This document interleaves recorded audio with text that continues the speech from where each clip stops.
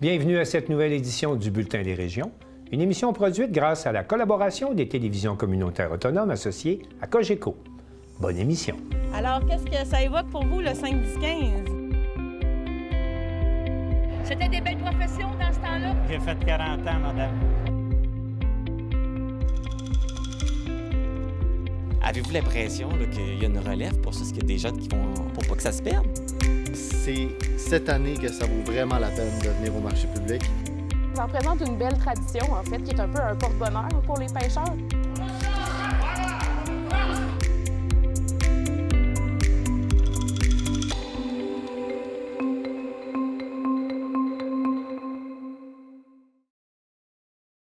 Au sommaire pour vous cette semaine. À Cap-Saint-Ignace, l'entreprise Paber Aluminium investit 4,3 millions de dollars pour améliorer sa productivité. Dans le Bas-Saint-Laurent, un anti-gala pour soutenir la relève agricole. À Victoriaville, le projet immobilier de 300 logements dans la sablière d'Arthabasca suscite l'inquiétude. À Pincourt, lancement des inscriptions pour la 21e édition du Relais pour la vie. À Trois-Pistoles, la Cantine d'amour, une véritable institution ouverte depuis 75 ans, restera dans la famille d'amour. À Saint-Raymond, le cinéma Alouette propose un défi évasion. À Thetford, une cabane à sucre urbaine. Dans la baie des Chaleurs, c'est le tournoi des étoiles gaspésiennes. Et pour commencer cette émission, on va se rendre à Baie-Saint-Paul, où la ministre des Affaires municipales, André Laforêt, a annoncé le renouvellement du Fonds Région et Ruralité, doté d'une enveloppe de 277 millions de dollars par année, ce qui équivaut à 1,3 milliard de dollars sur 5 ans. Mathieu Larivière, de TVCO. Le gouvernement du Québec a récemment procédé à une annonce importante pour les municipalités de la province à Baie-Saint-Paul. La ministre des Affaires municipales, Mme André Laforêt, s'est déplacée dans la région pour annoncer le renouvellement du Fonds Région et Ruralité. C'est vraiment un bonheur pour moi que je vous confirme le Fonds Région Ruralité, 1,3 milliard pour tout le Québec, 277 millions sur 5 ans par année. L'argent investi permettra de soutenir des projets qui devront répondre à l'un des 5 volets du fonds. Le rayonnement régional, le développement territorial, la vitalisation des régions, ainsi que la coopération et la gouvernance municipale constituaient les 4 volets déjà existants. Un 5e volet a été ajouté à la nouvelle mouture. Le volet 5, commerce de proximité, c'est le nouveau volet. Alors, c'est le 5e et le dernier volet, commerce de proximité. Ça a été lancé en septembre dernier. Ce volet vise à assurer l'accès au commerce de proximité pour les citoyens des municipalités de moins de 20 000 habitants. On pense évidemment à une épicerie, un dépanneur, une station d'essence et les commerces de proximité, vous le savez très bien, sont indispensables pour la vitalité de nos petites communautés, de nos petites municipalités. La ministre Laforêt soutient que le fonds se veut un levier de pouvoir important pour les régions du Québec. C'est un fonds vraiment essentiel parce que ça fait vraiment lever plusieurs projets dans les petites municipalités, mais dans les moyennes municipalités aussi. Donc, c'est important que l'UMQ soit ici avec la FQM parce qu'on a lancé tellement de projets, des constructions. Là, maintenant, on va permettre toutes les constructions avec les MRC pour des projets en habitation, c'est pas rien. On le faisait à la pièce dans le passé, mais là, oui, il est dans un des volets, donc c'est important de le mentionner. La vitalisation du milieu de la communauté, là, il y a le volet aussi commerce de proximité pour les dépanneurs, les épiceries, les stations d'essence. Encore une fois, on vient d'accepter 90 projets au Québec pour des municipalités qui en avaient besoin. Il y a le rayonnement régional aussi, ça c'est un grand volet, développement territorial. Donc, ce qu'on veut, évidemment, on est un gouvernement qui pense aux régions. On veut vraiment bien développer nos régions et c'est un des programmes les plus populaires. Madame Laforêt précise que l'un des volets du fonds, qui est bien apprécié dans les régions, a été bonifié. Avec un autre volet qui est coopération municipale. Donc, le regroupement de services, regroupement des municipalités, donc c'est très populaire aussi. La ministre des Affaires municipales considère que le travail réalisé par son ministère viendra réduire la bureaucratie imposée aux petites et moyennes communautés de la province. Ça fait suite au projet de loi 79 qu'on vient juste d'adopter. C'est le projet de loi sur l'octroi de contrats dans les municipalités. Alléger la paperasse, aider les entreprises. Donc, évidemment, on fait suite à ce projet de loi-là. Nous, on s'est dit que maintenant, dans tous les programmes, il fallait accélérer les processus, alléger aussi les programmes. Donc, ça fait suite au travail qu'on a fait aux affaires municipales. Quant au regroupement de services intermunicipaux, la ministre se dit sensible aux écorégionaux. Les municipalités qui veulent se fusionner, qui veulent se regrouper, les montants sont bonifiés à la hauteur de 50 %. Donc, c'est très populaire, même les services. Les services, par exemple, les régies intermunicipales, police, incendie, je sais ici qu'il y a des enjeux. Il faut voir à se regrouper parce que ce sont tous les citoyens qui vont récolter ces bonnes nouvelles-là.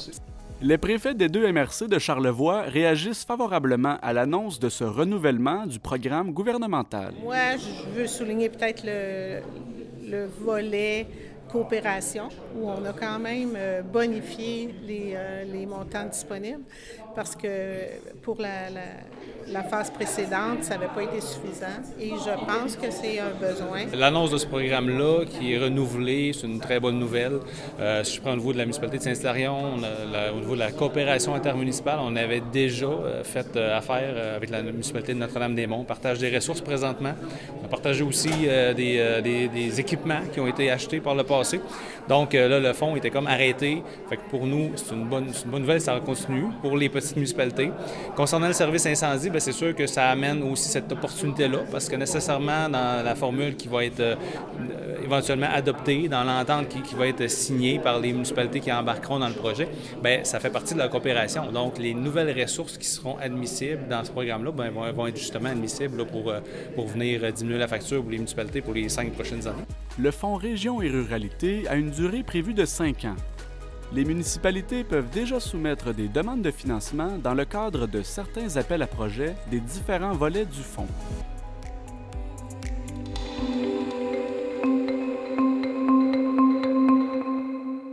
Mario Lacombe de CMA TV s'est rendu à Cap-Saint-Ignace, à l'entreprise Paber Aluminium, où le gouvernement du Québec a annoncé une subvention de 2,16 millions de dollars pour permettre à l'entreprise d'augmenter sa productivité. On écoute son reportage. La ministre de l'Économie, de l'Innovation et de l'Énergie et ministre responsable du développement économique régional, Mme Christine Fréchette, le député de la Côte-du-Sud, M. Mathieu Rivet, et Investissement Québec annonçaient ce lundi des investissements totalisant 2 155 000 en vue d'appuyer un projet d'acquisition d'équipements spécialisés évalué à plus de 4,3 millions de dollars de l'entreprise manufacturière Paber Aluminium. Le fabricant de pièces d'aluminium de Cap-Saint-Ignace pourra ainsi acquérir et installer de nouveaux équipements plus performants à rayon X, notamment, qui lui permettront d'améliorer sa productivité grâce à des gains d'efficacité et à une capacité de production accrue. Dans le contexte géopolitique actuel, il est plus que jamais nécessaire d'investir dans la productivité des entreprises québécoises pour les rendre plus attrayants et compétitives dans des secteurs stratégiques comme celui de l'aluminium. La ministre de l'Économie, de l'Innovation et de l'Énergie et ministre responsable du développement économique régional, Mme Christine Fréchette. Alors, j'ai le plaisir d'annoncer aujourd'hui l'attribution de prêts totalisant près de 2,16 millions de dollars à cette entreprise manufacturière. De ce montant, il y a un prêt de 1,3 million qui provient du programme ESSOR d'Investissement Québec et il y a 860 000 $ qui sont issus des fonds propres d'Investissement Québec. Ce sont des sommes, en fait, qui vont lui permettre d'acquérir et d'installer de nouveaux équipements plus performants, de manière à augmenter la productivité. On parle d'un projet d'investissement d'une valeur totale de plus de 4,3 millions de dollars, ce qui va permettre d'accroître la productivité de l'entreprise, tout comme elle va permettre de générer des gains d'efficacité. Et ça, c'est crucial. Et ça va permettre également d'accroître la production. Donc, on aime ça parce que quand on fait plus, on a plus de volume, et bien plus de retombées. Et en plus, rehausser la productivité, ça, c'est un défi qui est très important au Québec. Et manifestement, vous l'avez pris. Vous avez pris le taureau par les cornes et vous avez dit, voilà, on fonce, on va de l'avant avec nos investissements. De plus, la ministre Fréchette en a profité pour souligner l'importance pour les entreprises du Québec d'investir dans la modernisation de leurs installations en vue d'accroître leur productivité. Et je voudrais dire en fait qu'à l'ensemble des entreprises, c'est le moment ou jamais pour investir justement dans la productivité. On a des vents contraires. je dirais que l'approche à ne pas adopter, ce serait de repli et d'espérer que ça va passer. Non, au contraire, il faut foncer, il faut faire les gestes pour faire en sorte d'améliorer notre positionnement comme entreprise, d'investir dans le rehaussement de la productivité. Alors, c'est ce que fait Paber Aluminium et je vous en félicite. C'est toute l'économie régionale et du Québec qui en bénéficie. En terminant, la ministre Christine Fréchette et le député Mathieu Rivet nous ont accordé une grande entrevue qui sera diffusée un peu plus tard sur nos ondes. Ici Mario Lacombe au Cap-Saint-Ignace pour CMA TV Information.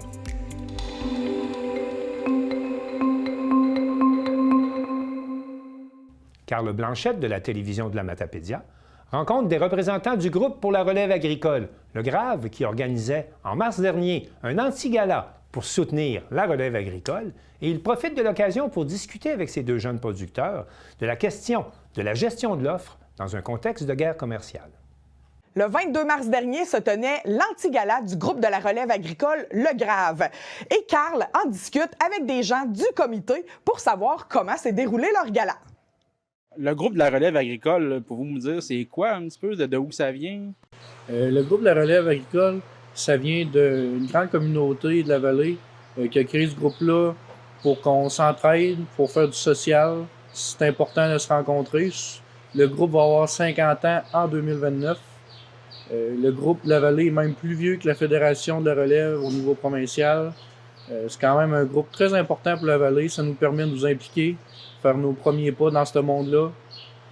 Si un jour on aspire à s'impliquer ailleurs, ben la relève, c'est quand même un bon départ pour acquérir de l'expérience. Puis chaque année, vous tenez un anti-gala. De où ça vient un peu l'idée de ça, l'anti-gala? C'est une idée qui vient d'anciens membres qui ont eu l'idée un peu de faire une soirée sociale pour inviter les gens à se réunir, puis aussi permettre de rendre hommage à différentes personnes qui, dans notre milieu, font une différence, montrent le savoir-faire aussi des agriculteurs un petit peu partout dans la vallée. Donc, c'est une belle soirée qui permet de leur rendre hommage et aussi de se voir puis de briser un peu l'isolement qu'on vit à l'occasion dans le monde agricole. Puis je pense que vous avez même des prix loufoques un petit peu, hein, si je ne me trompe pas, pour rire un petit peu pendant la soirée. Oui, on a quand même des prix, disons, moins sérieux, mais tout de même respectueux, même si ça s'appelle l'anti-gala.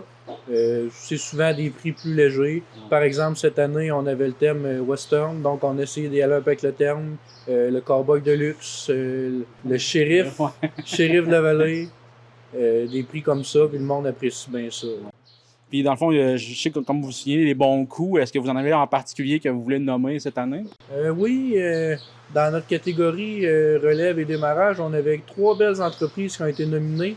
On avait la ferme Orléans, Mme Karine Pouliot, une relève non apparentée, un transfert effectué en 2022.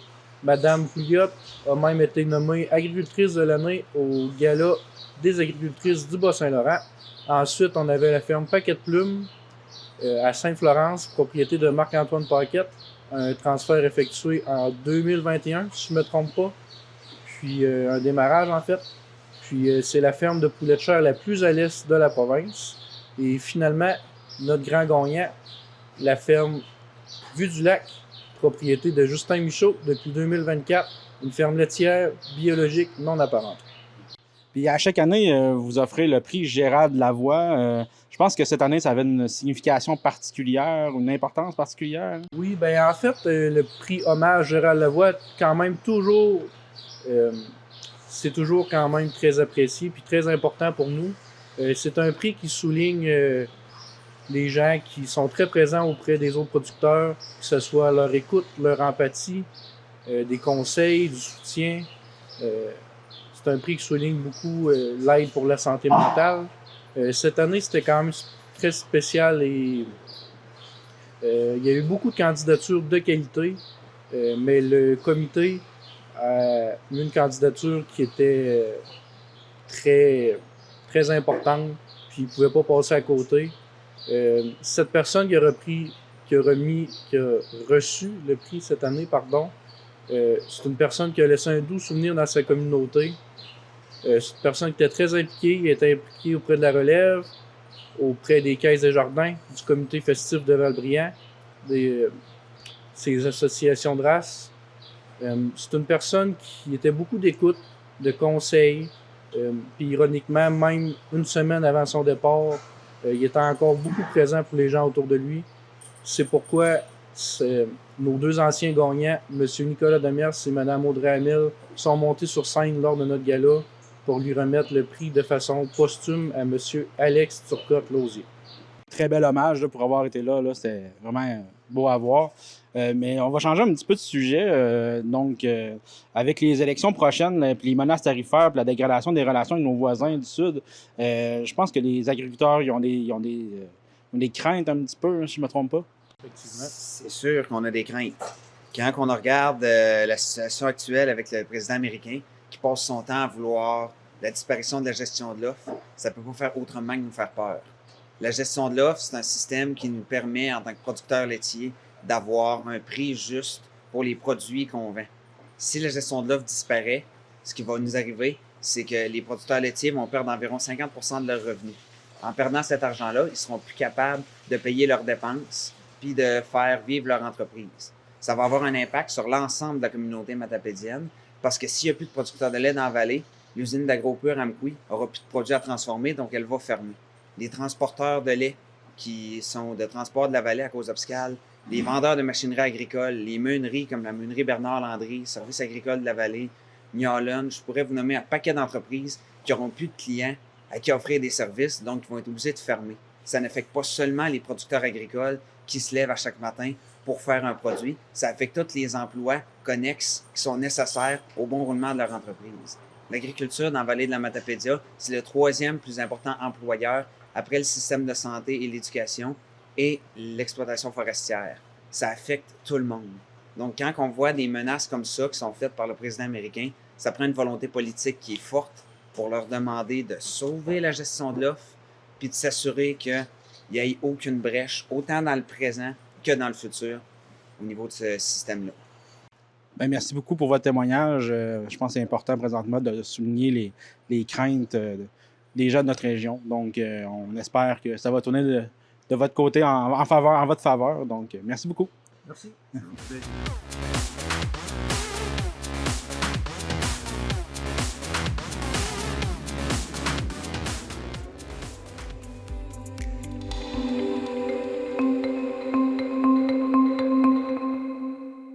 Sylvana Suarez de la télévision de l'Érable s'entretient avec des opposants au projet immobilier situé dans la sablière d'Arthabasca, à Victoriaville. Et pour commencer ce reportage, on vous présente un clip qui a été réalisé par les opposants au projet et qui invite la population à signer une pétition pour s'opposer au dit projet. Le site visé par le méga-projet de développement immobilier de plus de 330 logements est un écosystème unique, façonné au fil du temps par les mouvements de la rivière Nicolette. Il ne s'agit pas d'une simple carrière, mais d'un habitat précieux pour des espèces menacées, un lieu riche en biodiversité. Chaque année, un nombre important d'amateurs de plein air viennent y admirer la nature. À l'heure actuelle, on dénombre pas moins de 170 espèces différentes d'oiseaux sur le site d'observation du Parc des Frères du Sacré-Cœur, qui couvre également la superficie de la sablière d'Arthabasca. La sablière abrite également une panoplie d'autres espèces animales susceptibles d'être importunées par la construction et la présence du projet domiciliaire. Les marécages adjacents regorgent de vie et leur pérennité est compromise si un tel projet d'envergure s'y développe. En décembre 2023, l'Assemblée nationale du Québec a adopté la loi 39 qui donne le droit aux municipalités de protéger des milieux humides et hydriques, de protéger des milieux naturels qui ont une valeur écologique en rachetant à leurs propriétaires les zones concernées sans être inquiétés par d'éventuelles poursuites par les promoteurs. Citoyennes et citoyens, si vous vous sentez concernés par ce message, signez la pétition afin de manifester votre désaccord avec ce projet dénaturé. Parlons de la sablière. Qu'est-ce que c'est la sablière, justement? La sablière, c'est très ancien. Suzanne Côté le peint dans un fameux tableau qui s'appelle La sablière. C'est comme, disons, au moment où les eaux étaient plus élevées, c'était le lit de la rivière Nicolette. Donc, il y avait du sable. C'est un dénivelé là, qui va jusqu'à la rivière Nicolette. C'est dans le vieux quartier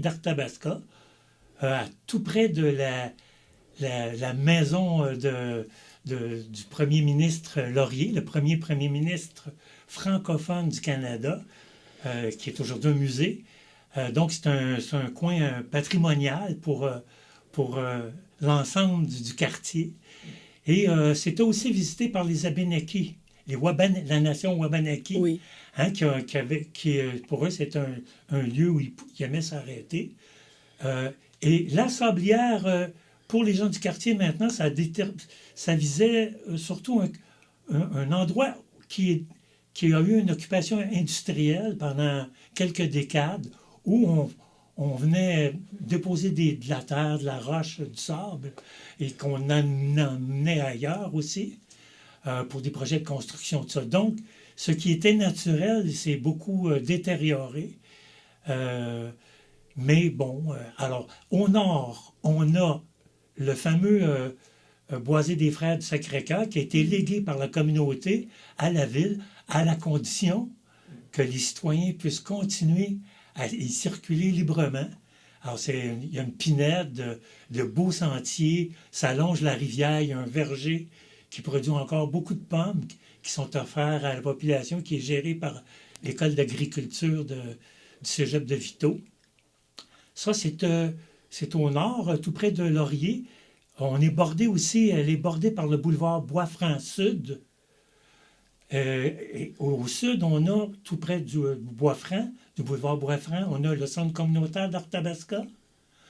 Et on a aussi, du côté sud de la Sablière elle-même, qui est une petite étendue par rapport à l'ensemble de ce que nous, on veut faire, un parc nature qu'on recommande de faire, où des citoyens déjà circulent beaucoup. Donc, au sud, il y a le centre communautaire d'Arthabasca et une douzaine d'étangs, de marais, de lieux sauvages, habités par une faune incroyable. Il y a des castors, des familles de bernaches, des renards, des hermines, 166 sortes d'oiseaux. Il y a des clubs d'ornithologues qui viennent là. C'est un lieu visité aussi beaucoup, beaucoup par la population, et en particulier pendant la pandémie. Il y avait avant la pandémie des sentiers bien délimités.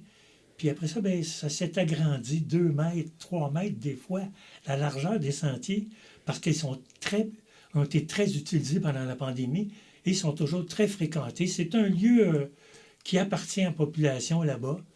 Et voilà pourquoi elle s'est beaucoup opposée au projet de construction.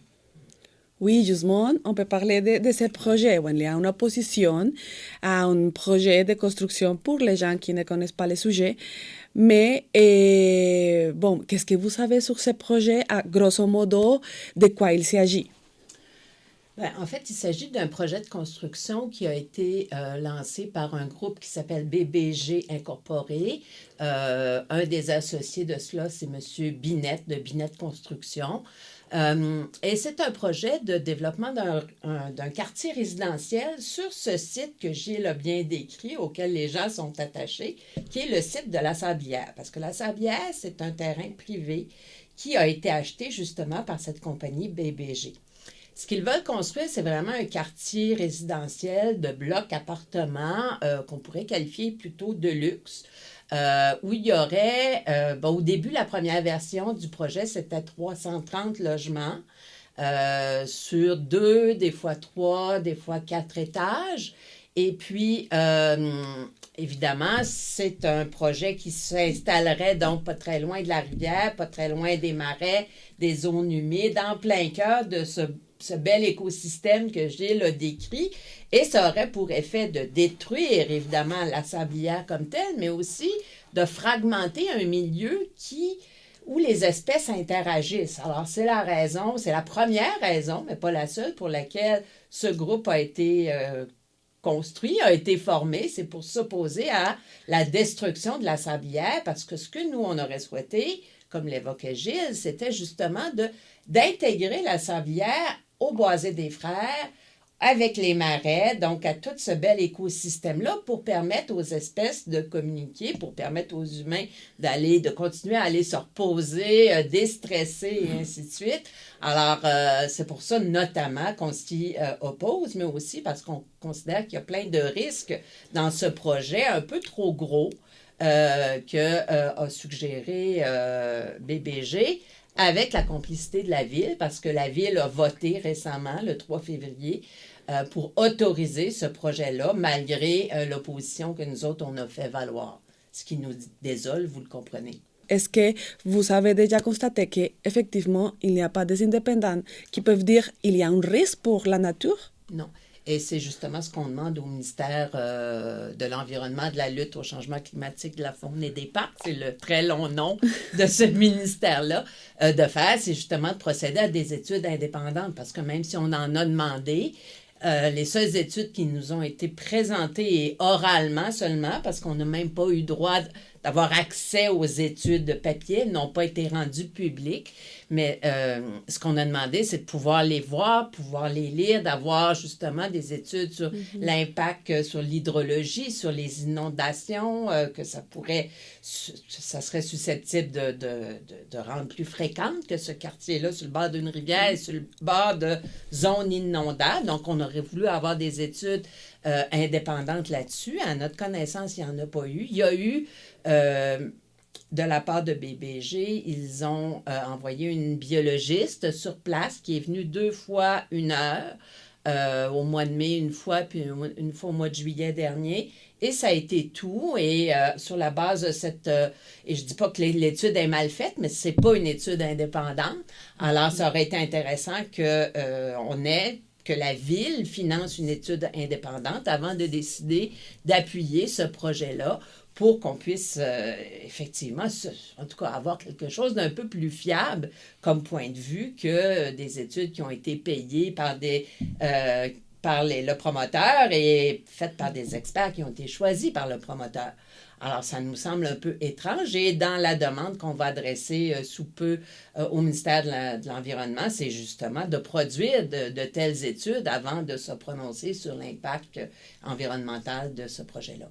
Et je dirais, pour terminer, qu'une des façons pour les citoyens et les citoyennes de nous appuyer ou d'appuyer tous les groupes citoyens militants, c'est de suivre les nouvelles, suivre les développements dans ce dossier-là comme dans d'autres, de suivre les médias locaux, la télévision communautaire, que ce soit celle de Plessisville ou celle de Victoriaville, pour rester au courant des enjeux et suivre les assemblées municipales aussi, où nous allons plus systématiquement assister, de temps en temps sûrement, mais on peut suivre les débats, les enjeux et poser des questions. En ce qui concerne Victoriaville, on peut poser des questions de chez soi, tant qu'on les envoie avant midi, le matin avant midi, la journée de l'Assemblée. Alors, c'est important de suivre les débats locaux et ça nous fait toujours plaisir de venir dans des télévisions communautaires ou des postes locaux parce que c'est au niveau local. La municipalité, nos municipalités ont beaucoup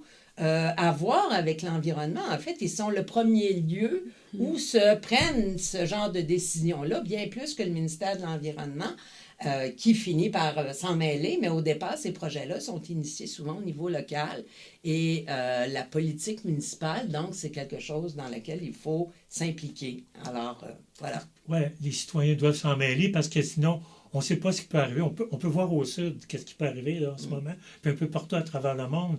Quand on laisse la place à du monde qui, eux autres, ont besoin de cet endroit-là, de ce lieu de pouvoir, pour pouvoir imposer des choses qui ne sont pas tellement favorables aux citoyennes, aux citoyens de toutes les villes, de tous les villages, de tous les États.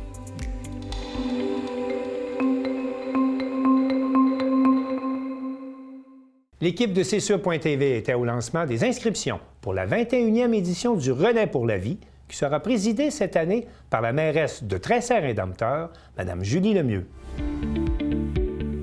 L'équipe de C'est sur la télé s'est déplacée au lancement des inscriptions du Relais pour la vie de Vaudreuil-Soulanges à l'Omnicentre à Pincourt. Cette 21e édition, devenue une tradition régionale, aura lieu le samedi 14 juin de 16h à minuit au Parc olympique de Pincourt sous la présidence d'honneur de Julie Lemieux, mairesse de Tressert-Indompteur. Le Relais pour la vie, c'est un événement pour aider pour la recherche du cancer. Mais concrètement, qu'est-ce que c'est? On réunit des centaines de marcheurs de Vaudreuil-Soulanges qui ramassent des fonds dans un objectif commun de lutter contre le cancer. On vient célébrer la vie, donc la vie des gens qui combattent le cancer, ceux qui l'ont gagné leur victoire, mais aussi malheureusement ceux qui nous ont quittés. Donc à ce moment-là, on vient les honorer. Mais sinon, c'est vraiment une belle soirée qu'on met l'emphase sur la célébration de la vie, la célébration des victoires. C'est maintenant le temps attendu d'annoncer qui sera notre présidente d'honneur de la 21e édition. Veuillez accueillir Julie Lemieux qui va nous parler de son histoire. On est avec Julie Lemieux, nouvelle porte-parole du Relais pour la vie. Qu'est-ce que ça signifie pour vous? C'est quelque chose de très important pour moi parce que moi-même, j'ai eu un diagnostic de cancer, carcinome à cellules claires en 23. Heureusement pour moi, ils l'ont décelé assez rapidement, fortuitement par rapport à d'autres examens. Ils l'ont enlevé, mais il y a toujours cette épée de Damoclès-là. Comment on peut aider? Bien, c'est tout simple. Le Relais pour la vie, c'est un genre de blitz. On peut donner à tout le temps, finalement, la Société du cancer. Mais l'idée là-dedans, c'est que là, c'est un blitz. On forme des équipes avec des amis, au travail, on forme des équipes et on ramasse le plus d'argent possible. C'est vraiment un événement unique à vivre, là, de voir toute cette beauté là, de la communauté, des gens qui sont assemblés pour un événement. C'est des gens qui viennent de tous les horizons économiques, sociaux, donc de tous les âges, de toutes les cultures, qui seraient pour un objectif commun qui est le cancer, parce que le cancer, il y a une chose, qu'est-ce qu'on sait, c'est qu'il ne fait pas de discrimination. Le 14 juin, c'est un gros happening à Pincourt. C'est de 16h ou 4h l'après-midi pour d'autres, 16h à minuit. Tout le monde se réunit ici, on fête, on célèbre la vie, on célèbre la résilience, on célèbre le lâcher prise, mais en accumulant de l'argent pour la recherche.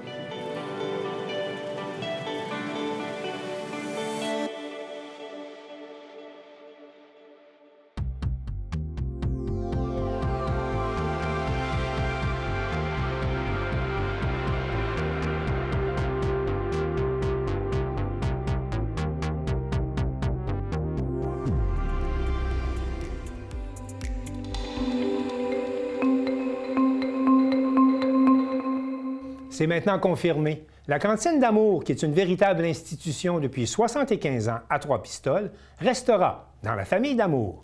L'équipe de la télévision communautaire des Basques et des Hauts-Pays a rencontré cette famille d'entrepreneurs.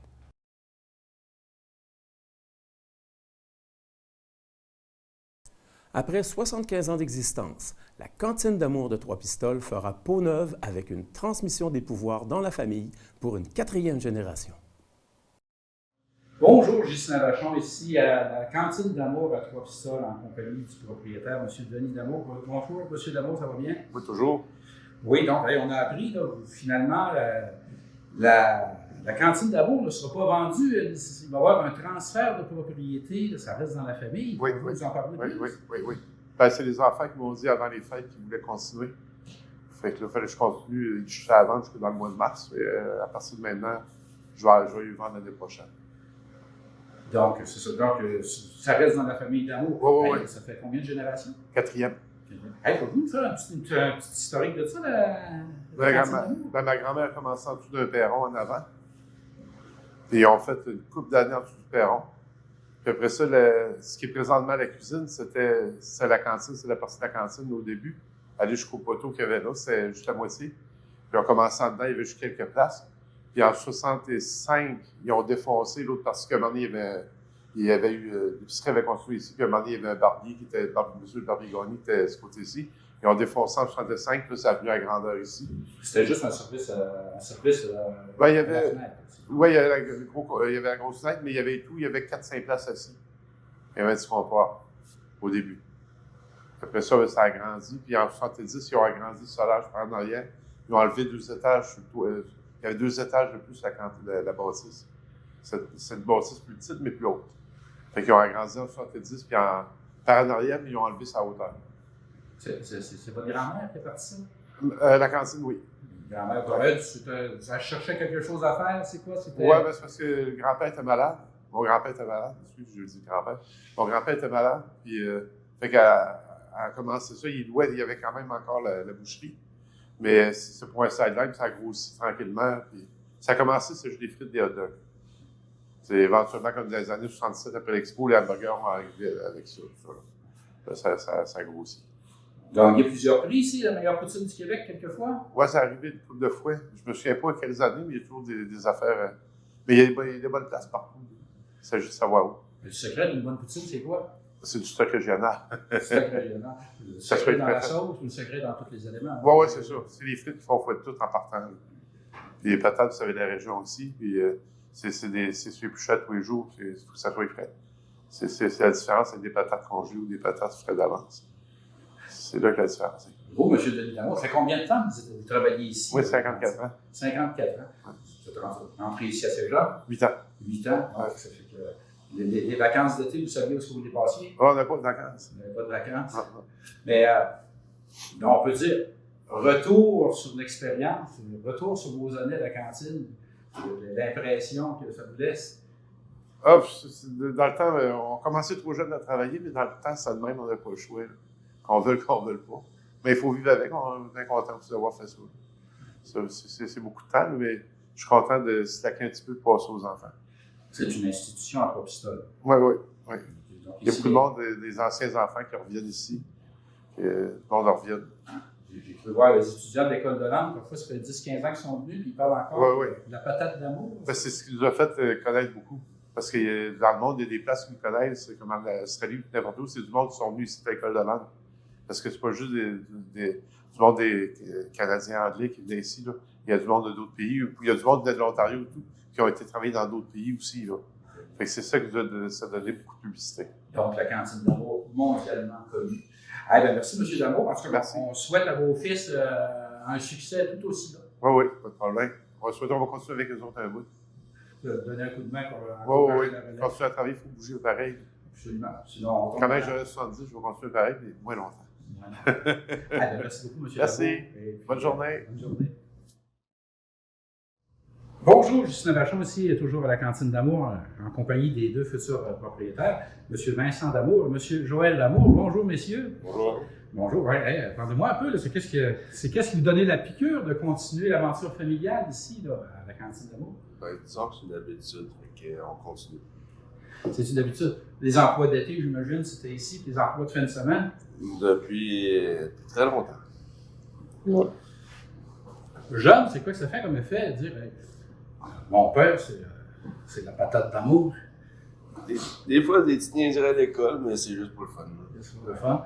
De toute façon, tout le monde vient manger sa patate ici. Il y a beaucoup d'influenceurs qui viennent. Comme la semaine passée, il y a un influenceur qui est venu avec 1 million d'abonnés.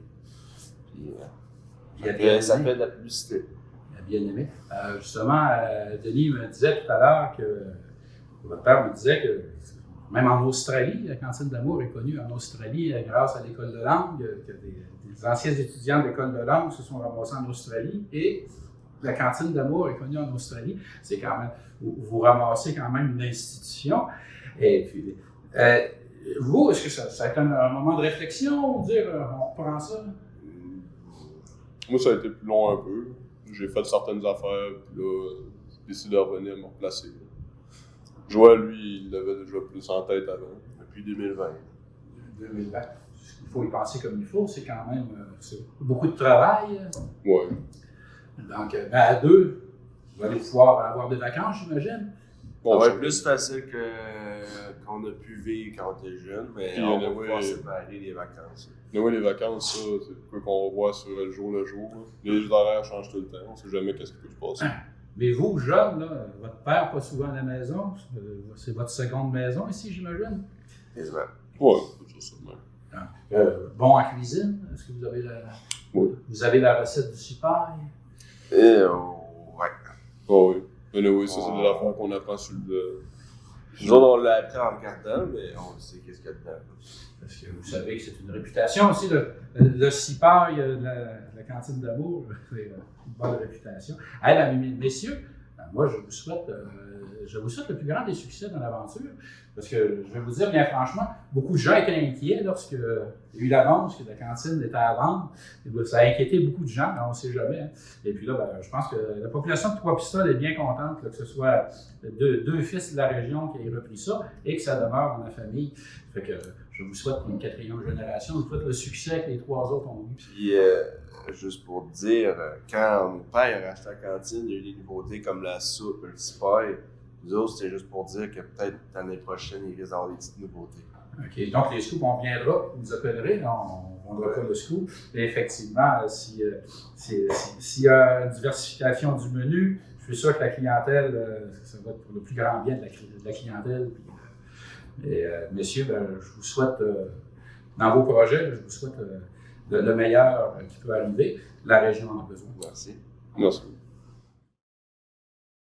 Bonjour, Ghislain Vachon, toujours à la Cantine d'Amour ici à Trois-Pistoles, en compagnie cette fois de Mme Mélanie Bélanger, qui est copropriétaire, qui est conjointe de M. Denis Damour, et qui est la mère des nouveaux propriétaires. Bonjour, Mme Bélanger, ça va bien? Ça va bien, merci. Oui, donc vous passez la main parce que vous êtes copropriétaire ici également. Oui, je me considère comme plus gérante de ça, là. Puis je supporte... J'appuie, Denis. Oui. Ça fait combien d'années que vous êtes dans l'aventure Cantine d'Amour, là, vous? Là? Je pense que je suis dans ma 27 ou 28e année. Ça doit être très prenant. Hein? Ça doit être un passé si bien. Là. On dit mon chéri, c'est lui qui a la cantine, là, puis qui va rester. Les vacances, ça va être plus, ça va être très aléatoire dans l'année.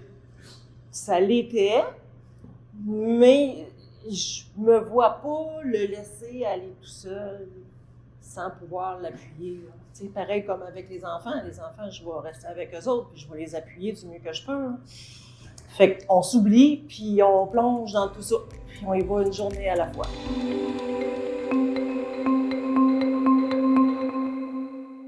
L'équipe de la télévision communautaire de Saint-Raymond a rencontré Annie Plante du théâtre Alouette qui nous explique comment son équipe invente différents jeux d'évasion pour le plaisir des petits et des grands. Je m'appelle Annie Plante. Aujourd'hui, on va vous parler des jeux d'évasion là, qui existent un peu partout et de celui de Saint-Raymond aussi au cinéma Alouette. Bien, nous, on a commencé à faire des jeux d'évasion depuis un petit bout. Puis c'est une activité qu'on a fait en famille avec des ados. On manquait un petit peu d'idées parfois là, pour rejoindre les deux gars-filles dans l'adolescence. Fait qu'on a commencé à faire des jeux d'évasion. Et là, on a eu la piqûre, on en a fait plusieurs. Et c'est ce qui m'a donné l'idée de l'amener ici parce qu'avec la COVID, bien, tout ce qui était location de vidéos, de films, tout ça, c'était moins, je vais dire, propice. Fait qu'on a éliminé la location puis on a créé les jeux d'évasion. Notre premier jeu d'évasion, il a été créé avec Enigma à Trois-Rivières. Ça, c'était notre premier jeu d'évasion à nous qu'on a fait, qu'on a vraiment aimé. Et il y avait des acteurs qui rentraient dans la pièce. Fait que le premier ici, c'était le scénario Le Boss, où ce que les employés faisaient l'acteur et rentraient faire le comédien dans la pièce, soit pour donner des indices ou soit pour échanger avec les gens. Puis par la suite, après la COVID, on a reparti un jeu d'évasion là, seul de notre côté. Bien, le jeu d'évasion, c'est moi qui l'ai créé en entier, le deuxième et le troisième. Le premier, il avait été créé avec aide d'Enigma. Fait que j'ai vu un petit peu à ce moment-là la réflexion à avoir derrière l'indice, comment on faisait pour monter les indices. Puis après ça, j'ai décidé de me lancer là, seule là-dedans. Dans Parapompo, il y a plusieurs choses qu'on essaie. Il y a beaucoup d'essais-erreurs au début parce qu'on a plein d'idées, on les met en place. Puis parfois, on se dit, je suis pas certaine que c'est une bonne chose parce que soit que ça va faire trop de dégâts dans le jeu, trop long à ramasser. Nous, on aime ça quand c'est familial, fait que c'est à partir à peu près de 10 ans. Un exemple, j'avais pensé à des solutés avec du colorant dedans pour imiter le sang, mais je voulais pas non plus que ça dramatise les plus petits. Fait que là, j'ai retiré ces choses-là, je les transformé en d'autres choses. Fait que il y a beaucoup d'essais, d'énigmes à travers ça. Puis je m'inspire souvent des choses réelles. Fait qu'on part comme dans le paramédic. C'est toutes des choses que les paramédics font dans la vie. Puis je les transforme pour les adapter à un jeu qui va mener à un indice. Okay? Même chose dans les pompiers puis dans la police. Fait que c'est réel jusqu'à un certain point. C'est ça. On sert des outils qui sont utilisés par les métiers d'urgence, mais la finale est différente. La finale donne un indice. Puis par la suite, c'est vrai, on fait toujours des groupes tests. Tu sais, quand mon jeu a été prêt, là, j'appelle des gens que je sais qui font des jeux d'évasion, puis je les informe que c'est un groupe test, puis eux, ils viennent essayer le jeu. Puis tous mes employés ici, ils l'ont aussi essayé. Fait que là, parfois, ils disent, ben, cette pièce-là manque un peu de challenge, il manque des éléments, ou ça, c'est trop difficile, je n'étais pas capable de faire le lien, fait que là, je rajoute des éléments pour que le lien soit plus facile à faire. Fait qu'on fait des groupes tests jusqu'à temps qu'on soit satisfait, puis après ça, on lance le jeu là, officiellement. Fait en ce qui concerne le matériel, pour se le procurer, là, c'est sûr que ça prend pas mal de recherche. Exemple, tu sais, l'ambulance, ça faisait plusieurs mois que je surveillais là, des ambulances qui s'étaient sorties de la route, des gens qui en vendaient là, sur des réseaux sociaux. Mais celle-là, elle vient d'une école de formation, du CNDF, et il y avait eu un bris dedans, à cet endroit-là, dans la fenêtre. Et finalement, il avait décidé de ne pas renouveler, de ne pas remplacer les fenêtres, puis de s'en débarrasser. Fait que j'ai sauté sur l'occasion parce que j'avais ce projet-là depuis plusieurs mois. Dans le secteur des pompiers, j'étais allée voir les pompiers d'ici, puis j'ai pris des choses qui étaient non fonctionnelles pour eux, mais qui faisaient l'affaire de mon côté. Et sinon, c'est beaucoup de recherches là, en ligne là, pour trouver des éléments. Là. Il y a des coffres qui viennent des gens du secteur qui avaient mis en vente sur eBay que j'ai ramassé comme ça. Fait que c'est beaucoup d'heures de recherche et de planification, mais ça donne un résultat là, vraiment le fun. Puis tu sais, ça ici, on a découpé le derrière de l'ambulance, puis on l'a amené ici et rentré là, avec l'aide de mon conjoint. Fait qu'il participe de façon physique à la création du jeu. En ce qui concerne le prix, il y a différents prix. Il y en a pour les enfants, les adolescents, les étudiants, puis les adultes. Fait que 20, 25, puis environ 30 $ là, pour chacune des catégories. Pour réserver, il y a une plateforme en ligne sur le site du cinéma ou sur le site des jeux d'évasion. Là, il y a toujours une plateforme pour réserver. Et les plages horaires disparaissent, en tout cas pour ici, 24 heures avant, vu qu'on doit s'assurer qu'il y a un maître de jeu disponible pour vous accompagner tout le long du jeu. C'est possible de réserver 24 heures, en moins de 24 heures, mais à ce moment-là, il faut appeler. On appelle, on dit hey, « j'aimerais ça aller faire le jeu ce soir, c'est quelle heure tu aurais disponible? » Puis moi, je valide avec les maîtres de jeu s'il y en a un disponible pour le faire. Quand c'est plus de 24 heures, on réserve en ligne, ça se paye en ligne, puis vous vous présentez à l'heure de la réservation.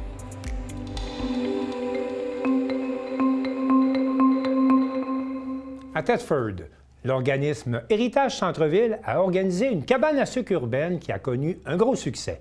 Un reportage de Guy Jacques de la télévision régionale des Appalaches. Nous sommes aujourd'hui à la cabane à sucre urbaine qui se déroule sur la rue Notre-Dame-Ouest à Thetford et qui est organisée par Héritage Centre-Ville en collaboration avec Appalaches Nature. Nous allons rencontrer Mme Logan Morissette avec qui nous allons discuter de l'événement. Bonjour Logan. Bonjour Guy, ça va bien? Oui, ça va très bien, merci. Écoute, il y a beaucoup d'animation, ça bouge beaucoup, le monde est présent sur les lieux. Quelles sont vos premières réactions de votre côté? Bien, c'est sûr que ma première réaction, c'est que c'est tellement beau à voir. Les gens sont heureux, les gens s'amusent. Ma deuxième réaction aussi, c'est surtout de voir qu'il y a beaucoup de gens qui vont découvrir nos commerces locaux au centre-ville. Puis ça, c'est merveilleux. C'est vraiment... En fait, on fait des événements comme ça pour faire découvrir notre centre-ville, mais aussi pour voir les gens heureux à ce point-là. C'est magique. Quelles sont les principales activités offertes aujourd'hui sur place? On a une mini-ferme, on a les jeux gonflables, une calèche de chevaux, on a de la tire sur neige, on a aussi une animation musicale, puis comme je disais tantôt, plusieurs restaurateurs locaux qui sont sur place. Quel est le rôle d'Héritage Centre-Ville en lien avec cet événement? Bien, Héritage Centre-Ville, on est un organisme à but non lucratif qui sert à revitaliser et protéger notre centre-ville et aussi de faire la promotion de nos membres. Fait que ça rentre un petit peu les deux dans notre mission. En fait, on apporte des gens, fait qu'on apporte une certaine revitalisation puis une animation, puis on fait découvrir tous nos membres par le biais de ces événements-là qui sont tous dans les petites cabanes à faire déguster des choses. Oui, il y en a quand même beaucoup à ce niveau-là. Oui. Hey, écoute, quelle est l'importance au fond pour le centre-ville et toute la collectivité finalement de cet événement? Bien, je vous dirais que cet événement-là, c'est très rassembleur, fait que c'est très familial aussi, intergénérationnel. Puis aussi pour les nouveaux arrivants, on a beaucoup de nouveaux arrivants qui viennent découvrir notre centre-ville et notre culture par le biais de la cabane à sucre urbaine. C'est pas mal ça, ouais. Oui, je voyais quand même que la participation de la communauté finalement immigrante était quand même assez importante à ce niveau-là. Je pense que c'est agréable pour eux aussi. Ça leur fait découvrir aussi la culture québécoise finalement. Vraiment. Puis ils sont importants pour nous aussi. On a besoin d'eux, ils ont besoin de nous. Fait que c'est tout le temps le fun de les voir aussi, découvrir notre culture comme ça, puis manger du sirop d'érable. Il y a combien de commerçants qui participent à l'événement? Sur place, en ce moment, j'en ai 6. Donc, j'ai la boulangerie La Réserve, Signature Lorenzo, Porte d'à côté, Microbrasserie des Haldes, Café-Resto chez Momo, puis la Pantrée. On a aussi les élus municipaux qui viennent, comme à chaque année, offrir du popcorn aux citoyens.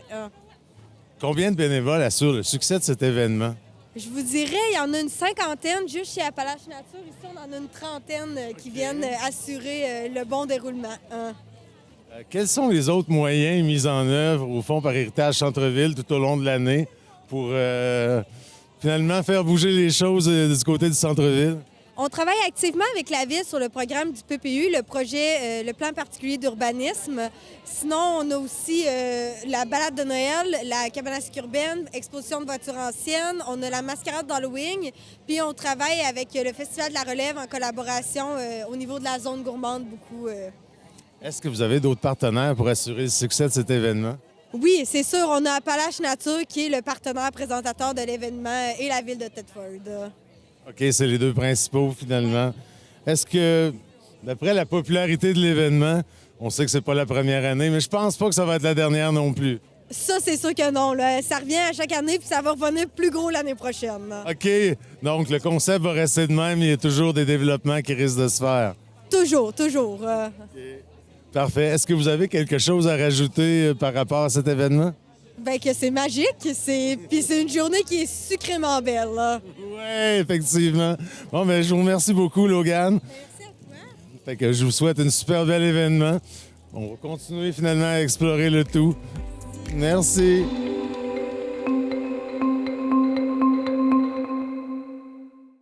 Le tournoi des étoiles gaspésiennes a réuni 6 équipes de jeunes filles provenant de différents villages de la baie des Chaleurs et Valérie Pinault de Télévague était sur place.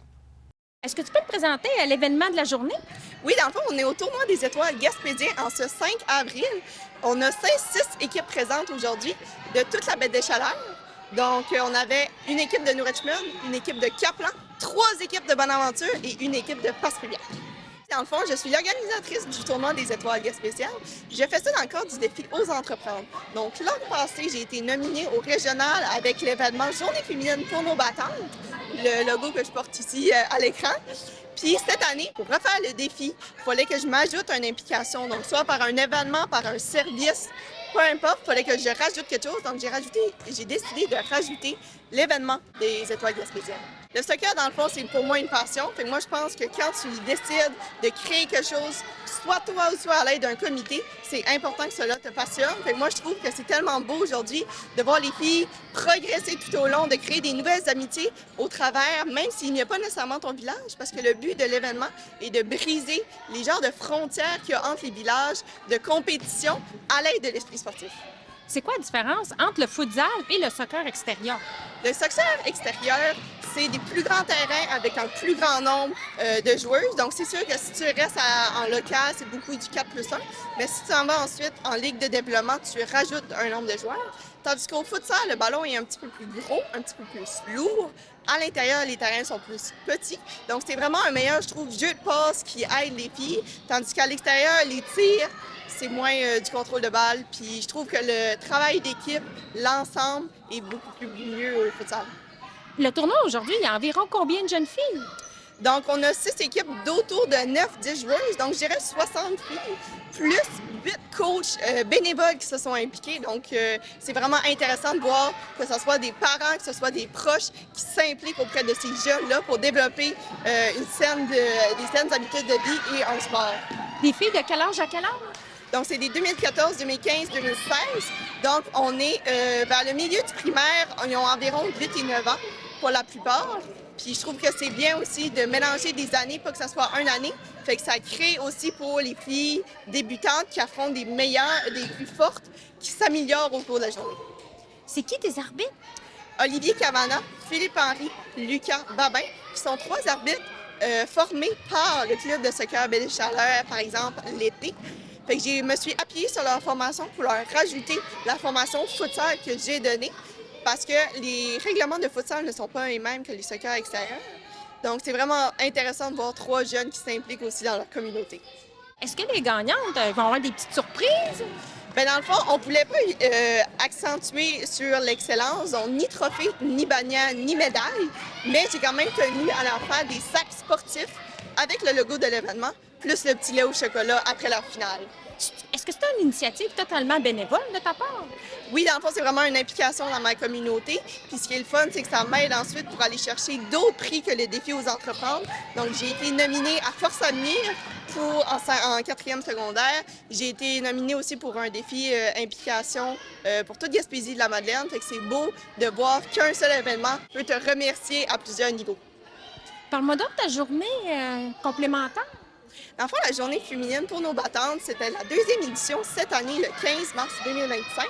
C'est vraiment une journée complémentaire au tournoi. Donc, on va apprendre aux filles, oui, les nouveaux règlements du futsal, pour qu'ils les développent ensuite quand elles vont jouer au futsal secondaire, par exemple dans le RSEQ. Fait qu'on va vraiment leur montrer les règlements et ils vont créer des nouvelles amitiés, ce qui est vraiment beau, développer l'esprit sportif, développer des saines habitudes de vie. Puis ils vont tellement, on va tellement voir, nous par exemple, les coachs, les voir s'améliorer tout au long de la journée, c'est très beau à voir. Qu'est-ce que tu dirais à des jeunes qui voudraient organiser un événement spécial? Bien, honnêtement, je choisis de quoi que tu te passionnes là-dedans. Puis c'est tellement mieux à l'adolescence. C'est quand t'es parent, oui, tu peux faire nécessairement de quoi pour tes enfants. Mais je trouve qu'à l'adolescence, c'est un bel âge, ça fait des belles apprentissements. Là, par exemple, j'ai jamais fait d'entrevue, puis c'est ma première. Mais peu importe qu'est-ce que tu fais, tu vas tellement te développer des nouvelles acquis qui vont te servir tout au long de ma vie. J'ai organisé des horaires, j'ai travaillé avec Carrefour Jeunesse Emploi, où est-ce que j'ai appris plein de choses intéressantes par rapport à l'entrepreneuriat, l'implication dans ta communauté. Puis honnêtement, j'espère que comme la journée des battantes qui a eu sa 2e édition cette année, le tournoi des étoiles gaspésiennes revient en force pour une année 2026. Bravo pour ton initiative, Marianne. Merci beaucoup.